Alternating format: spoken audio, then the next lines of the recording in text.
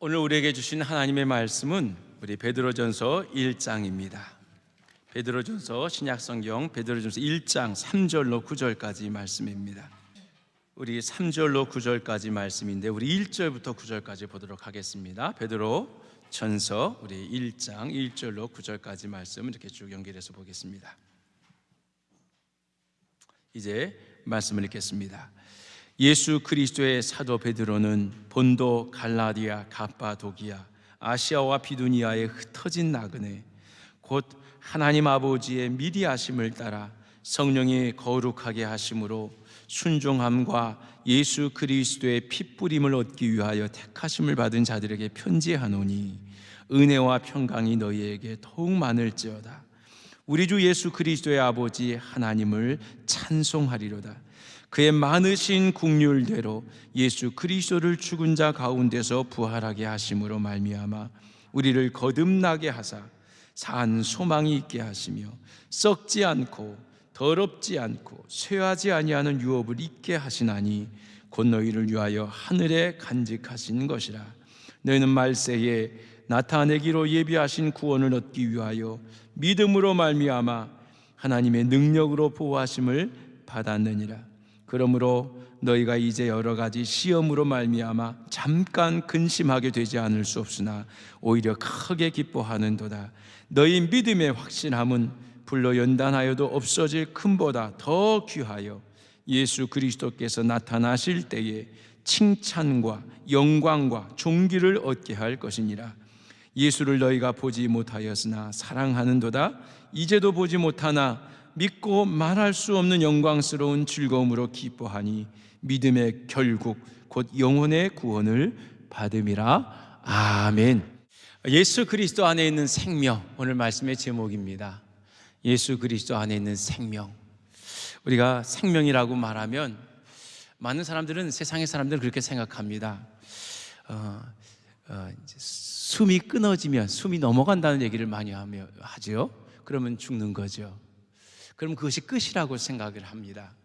근데 성경에서 말씀하시는 생명은 그게 끝이 아니라고 이렇게 말씀하고 있습니다. 인생에 한번 정하신 것은, 이 죽음은 정하신 것이지만 그 위에 심판이 따른다고 말씀하고 있습니다. 그것이 끝이 아니라 그 이후에 심판이 있습니다. 어떤 사람들은 영생에, 어떤 사람들은 영벌에 들어가게 되는 영원한 생명이 따로 있습니다. 그래서 성경은 우리에게 이 숨이 넘어가는 것이 끝이 아니라 영원한 생명을 위한 또 다른 시작이 되는 것을 말씀해 주고 있습니다. 오늘 베드로 사도는 베드로전서를 기록하면서요 이렇게 시작을 하고 있습니다. 예수 그리스도의 사도 베드로는, 많은 사람들이 베드로를 사도로 부르고 있죠. 원래 베드로의 이름은 베드로가 아닙니다. 시몬이었죠. 시몬이었는데 예수님께서 내가 너를 바위, 반석처럼 이렇게 세울 거다 해서 게바 혹은 베드로라는 이름을 주셨습니다. 그래서 사도 베드로는 본도, 갈라디아, 갑바도기아, 아시아와 비두니아에 흩어진 나그네. 이 사람들은 어떤 사람들이냐 하면, 여러분, 원래 이스라엘 백성들은 유대교입니다. 구약의 하나님, 전능하신 하나님을 믿는 그런 신앙인들이었습니다. 그런데 전통적인 종교를 이제 버리고 개종한 그리스도인들입니다.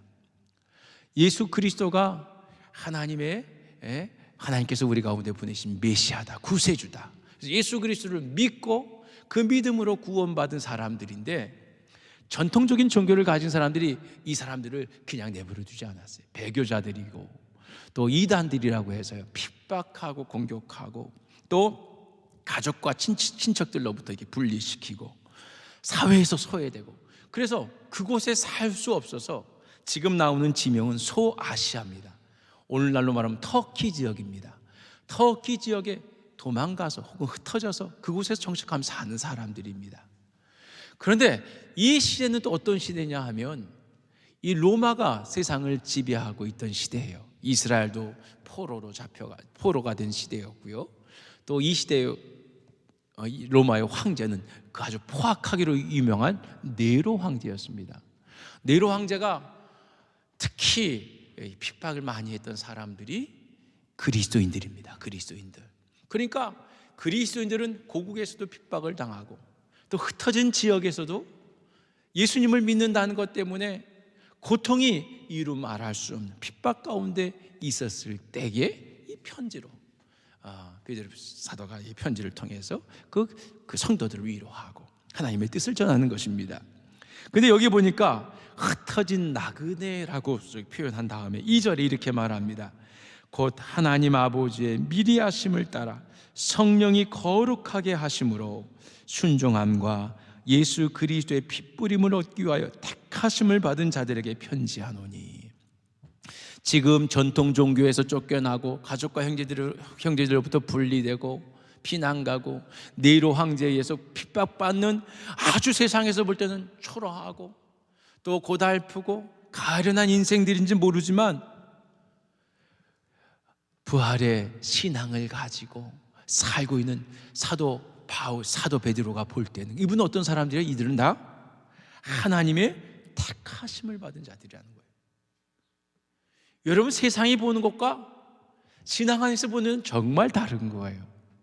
별것 아니고 가련하고 핍박당하는 아주 어떻게 보면 하찮은 인생들인 것 같은데요, 사도 베드로는 그렇게 말하지 않습니다. 성령의 감동을 받아서 이 베드로 전서를 기록하면서 그들은 예수 그리스도의 핏부림을 얻기 위하여 택하심을 받은 자들이라고 편지하고 있어요. 여러분, 그들뿐만 아니라 오늘 우리도 마찬가지입니다. 하나님을 믿는 오늘 우리들도요, 하나님의 택함 받은 자들이죠. 오늘 우리들에게 하나님의 복음을 편지를 써서 주고 있는 것입니다.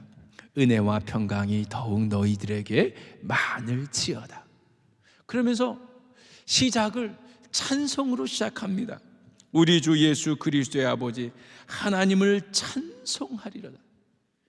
여러분, 하나님은 찬송받을 이시라는 거예요. 우리 두레교회 오면 여러분 찬양 많이 하시죠? 우리 요셉의 집 식구들도 오면은 벌써 30분을 찬양을 하고 또 예배 시간에 또 찬양을 또 합니다. 왜 그럴까요? 하나님은 찬양받기에 합당하신 분이기 때문이에요. 하나님이 찬양을 기뻐 받으세요. 찬양이란 것은요, 세상을 노래하는 게 아니라 하나님을 노래하고 하나님을 높여드리고 하나님이 행하신 일, 그 놀라운 사랑을 감사하는 행위이기 때문이에요. 여러분, 오늘 바울은 하나님을 찬송하리로다 하면서 첫 번째로 든 게 그의 많으신 긍휼을 말하고 있습니다. 그의 많으신 긍휼대로 예수 그리스도를 죽은 자 가운데서 부활하게 하심으로 우리를 거듭나게 하셨다는 거예요. 여러분, 베드로 하면 어떤 생각이 납니까? 고난주간 부활주의를 겪으면서 베드로는 주님을 몇 번 부인했죠? 3번씩이나 부인했어요. 닭이 꼬꼬대 2번 울기 전에 예수님을 3번이나 부인했던 사람이에요. 나는 다른 사람들과 다르게 주님과 함께 끝까지 주님 부인하지 않고 십자가 죽는 데까지 나아가겠습니다, 자신했었는데요, 그만 로마 병사들도 두렵고 많은 사람들이 두려움이 엄습하니까요, 난 예수님을 모른다고 3번씩이나 부인했던 사람들이에요. 그리고 예수님이 십자가에 달려 돌아가셨을 때 어떻게 했어요? 베드로는요, 무덤까지 갔다 오고 부활하신 주님을 목격했는데도 불구하고 야, 우리 고기나 잡으러 가자 하고 티베라 호숫가, 다시 말하면 갈릴리 호수입니다. 갈릴리에 가서 고기 잡던 사람이었어요. 그런데 그런 베드로를 누가 다시 찾아오셨죠? 예수님이 너 왜 나를 배반했어? 너 왜 나를 그렇게 믿지 못하고 이렇게 불신앙해? 이놈 너 혼 좀 나봐라. 그러기 위해서 베드로를 찾아오신 게 아니었어요. 그렇죠? 밤이 맞도록 고기 잡기에 힘든 베드로를 잡은 고기를 가져오라고 해서 고기를 구워서 아침을 나누시면서요, 베드로에게 묻지 않아요. 내가 나를 사랑하느냐? 너 그래도 지금 나 사랑하고 있니? 아직도 사랑하고 있니? 3번씩이나 물으셨어요. 그리고 베드로가 주님, 제가 주님 사랑합니다, 내가 주님 사랑하는 줄 주님께서 아십니다 하는 고백을 하자 사명을 다시 주시는 거예요. 내 어린 양을 먹이고 치라는 사명을 주시는 거예요. 베드로가 지금 무엇을 경험하고 있는 거예요? 예수님의 긍휼. 그렇죠? 나는 지금 예수님 만나면 큰일 날 줄 알았어요. 너 왜 날 부인했어? 너 왜 나를 믿지 못하고 떠났어? 내가 그렇게 너를 가르치고 너를 제자 삼았거늘 너 왜 나 이렇게 믿지 못해? 혼날 줄 알았거든요. 주님이 외면하실 줄 알았어요. 그런데요, 주님은 그런 베드로를 찾아오셔서 오히려 먹이시고 위로하시고 사명을 주시는 거예요. 이게 국률이라고 그래요. 국률, 큰 사랑이라고 하는 거예요. 베드로는 부활하신 예수님을 통해서 큰 국률을 입은 거예요. 베드로만 그랬을까요? 아니죠. 다른 제자들도 마찬가지였어요. 주님이 십자가에 달리실 때 다 주님을 버리고 따라했던 사람들이, 주님은 그들을 사랑으로 감싸셨어요. 이거 국률이라고 하죠. 오늘 우리도 마찬가지예요. 우리 살아오던 삶을 한번 쭉 돌이켜보면요, 주님을 위해서 주님을 사랑한다고 고백도 하면서 살겠다고 말하지만 우리의 삶이 주님을 기쁘시게 하는 삶보다는 나 중심의 삶을 살잖아요. 나도 모르게 나는 주님을 신앙한다고 예배드리고 이렇게 있지만 돌이켜보면 세상 한복판에 나가 있지 않아요. 그렇죠? 주님 사랑한다고 했지만 돌이켜보니까 사랑하는 대상들이 달라. 주님보다 더 사랑하고 더 아끼는 것들이 많아졌잖아요. 그런 우리들이에요.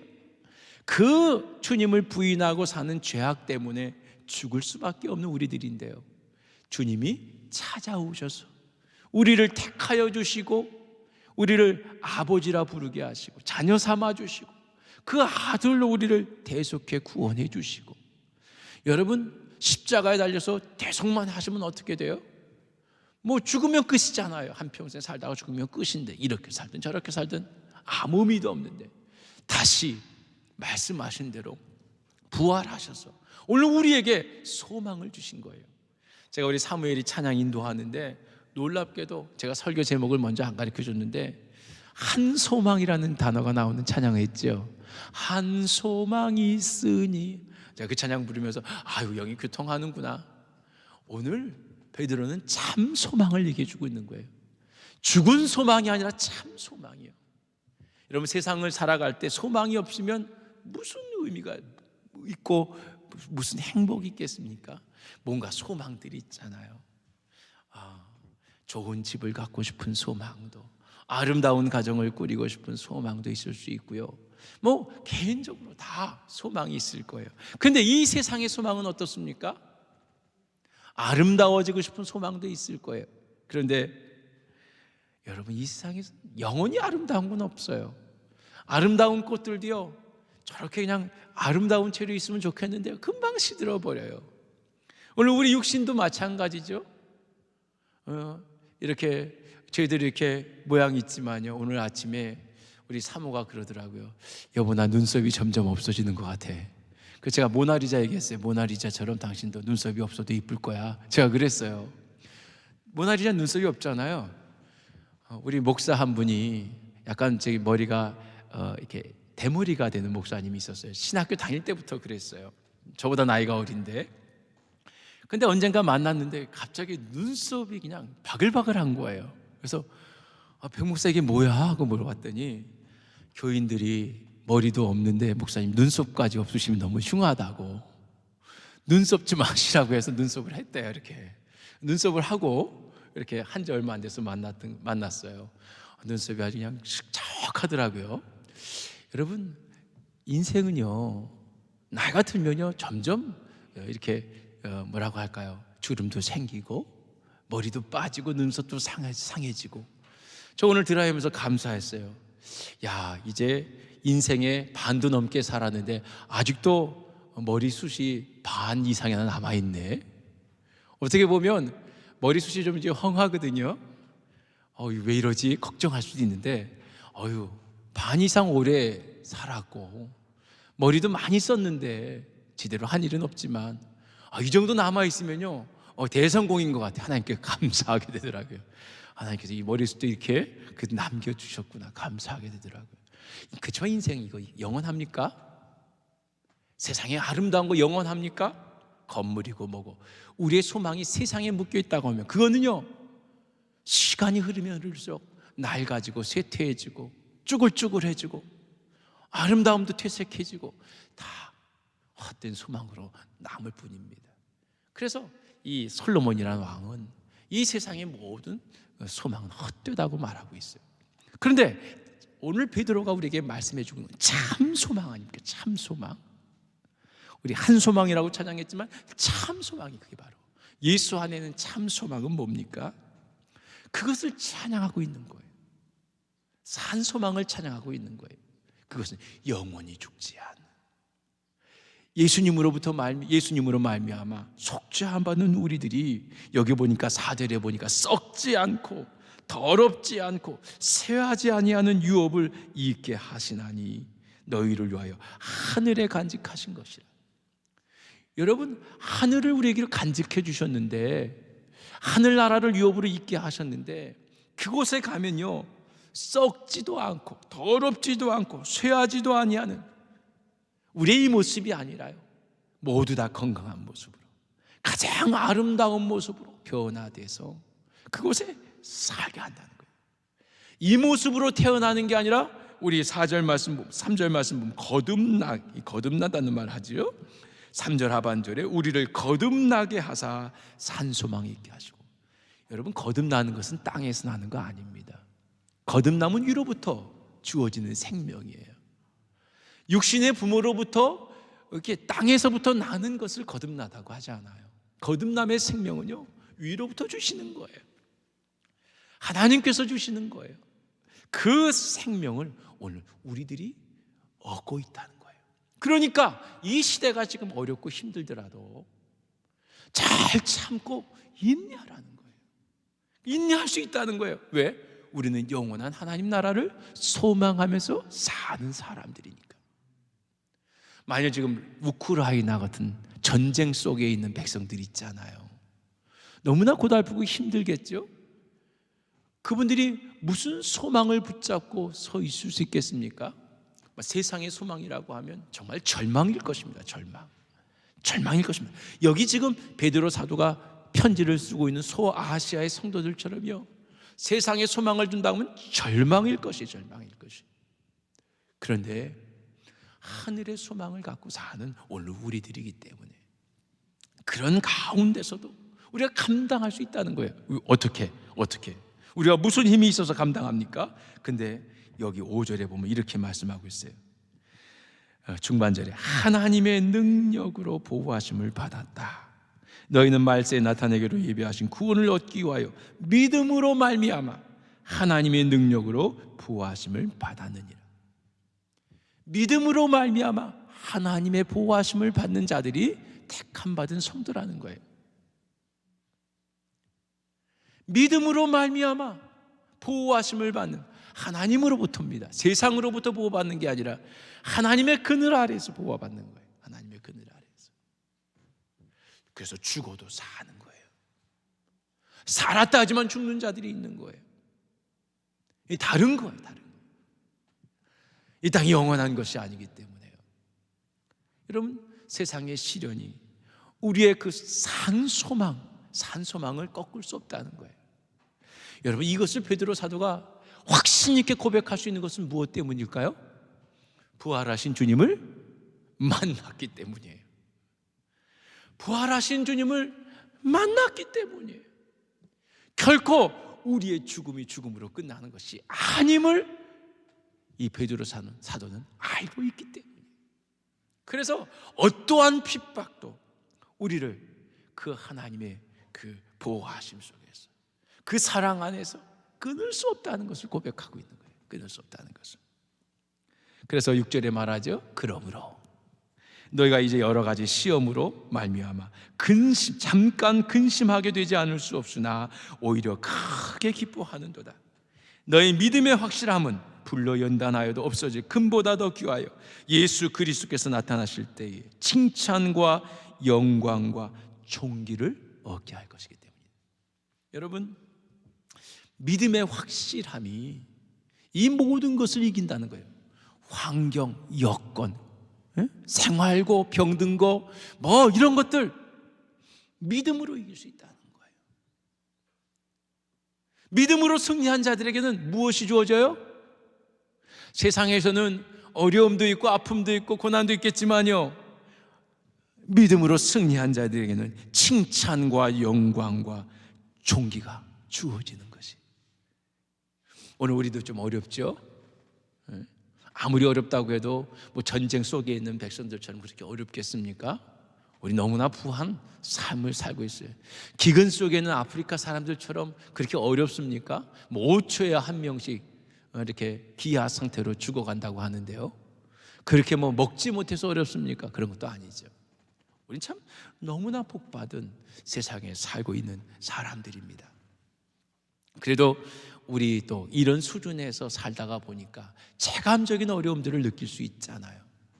뭐 코로나로, 또 뭐 전쟁으로 인한 여파로 물가도 오르고 여러 가지, 세상을 바라볼 때는 아이고 한숨이 절로 나와요.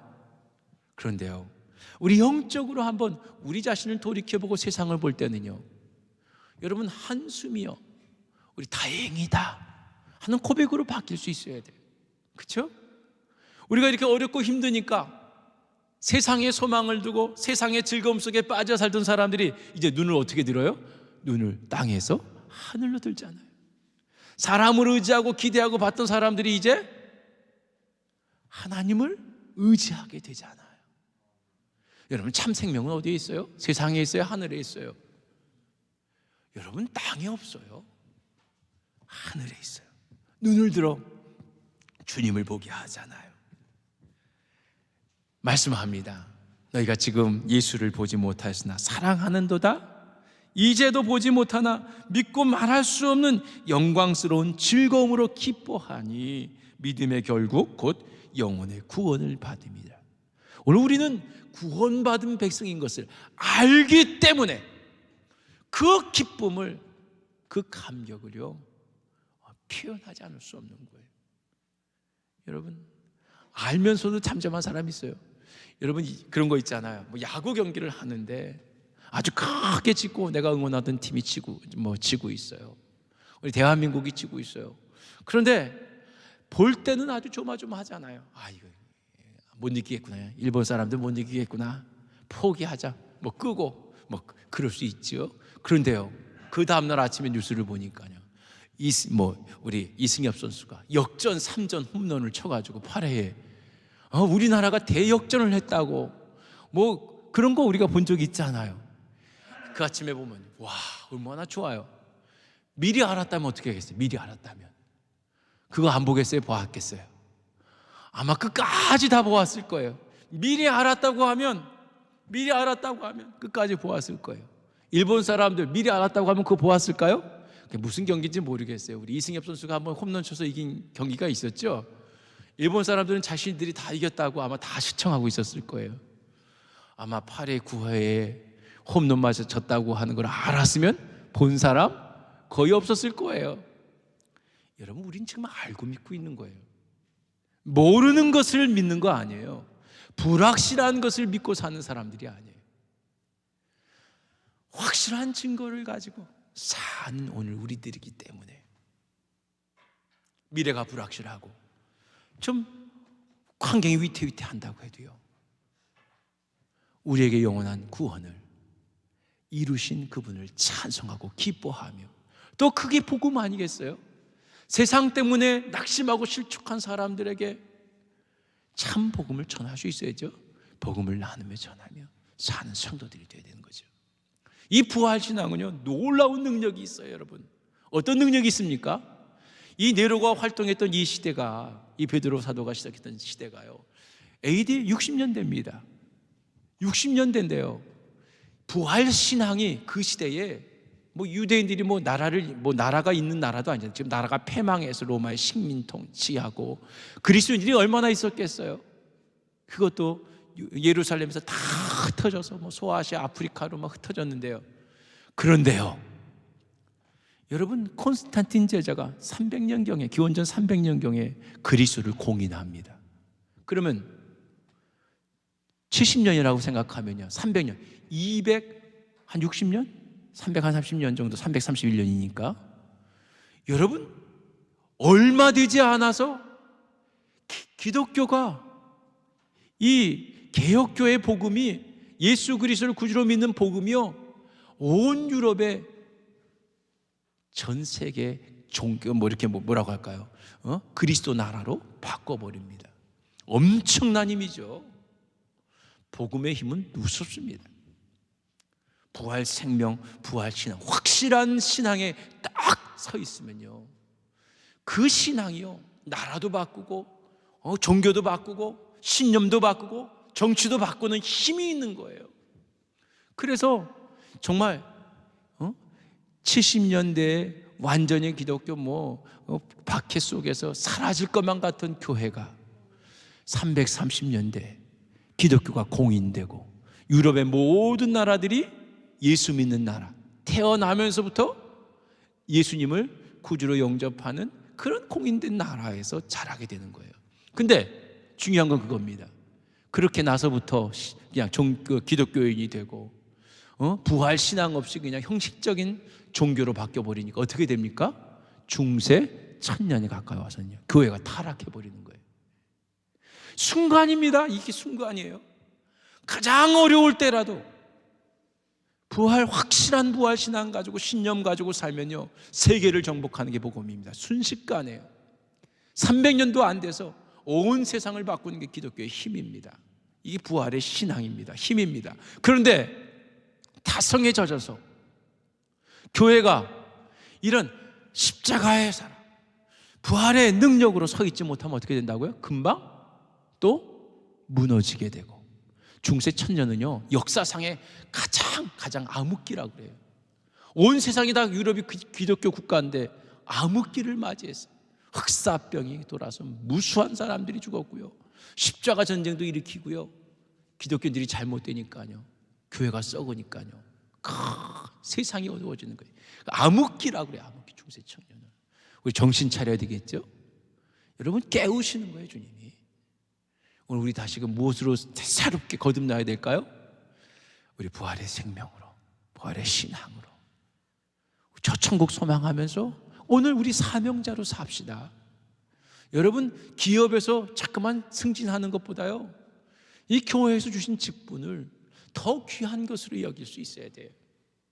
여러분, 둘의 교회에서 직분 주었다고 생각하면 굉장히 작습니다. 근데 하나님이 충성되이 여겨서 내게 직분을 주었다, 엄청난 거죠. 여러분, 성경에 보면 하나님이 주신 거지 사람이 준 거 없습니다. 그렇게 믿고 둘의 교회에서 줬다고 생각하고 믿고 사는 사람들은 그만큼의 역량이겠지만요, 하나님이 내게 나를 귀히 여겨서 직분을 주셨다, 성도로 불러주셨다, 날 택해 주셨다, 다를 거예요.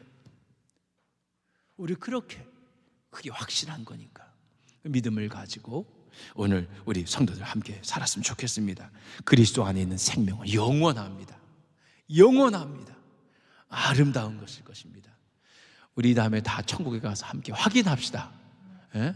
우리 송강문 씨, 제가 하나님 다 기억하게 하실 거예요. 이름 다, 우리 여기 한 사람 한 사람 다, 우리 요셉의 집 식구들도 그렇고 다 한 분도 빠지시면 안 되죠, 그렇죠?